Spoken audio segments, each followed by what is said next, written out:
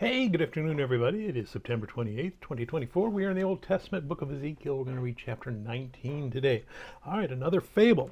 All right, instead of eagles and vines, we have a lioness and her cubs, but it's basically the same story about Zedekiah and the king's disobedience, making an oath, breaking the oath, specifically making an oath in God's name and then breaking that oath,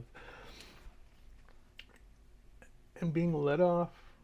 And this is a lamentation for Judah as it's being taken into exile.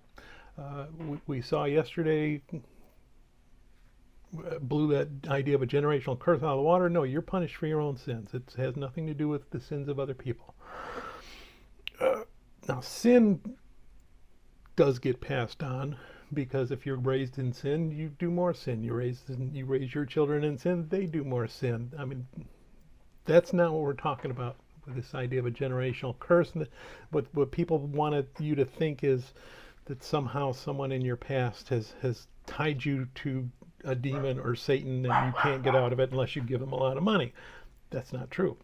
Once you accept Christ into your life, your past is wiped clean. Everything starts anew. You're a fresh creature in God's grace, and that's wonderful. Back to our story here. So that was one of the complaints that the people going into exile had yesterday was, well, it wasn't my fault. No, it is your fault. It was your sin. You're not being punished for somebody else's sin. But you know what, David, you promised David that he would always have a king on the throne. And that was if he was obedient. He hasn't been obedient. So I'm taking them off the throne.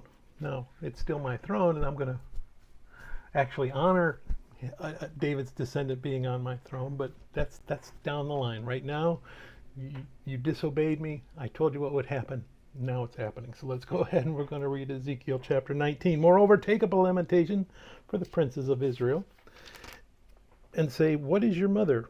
A lioness? She lay down among the lions.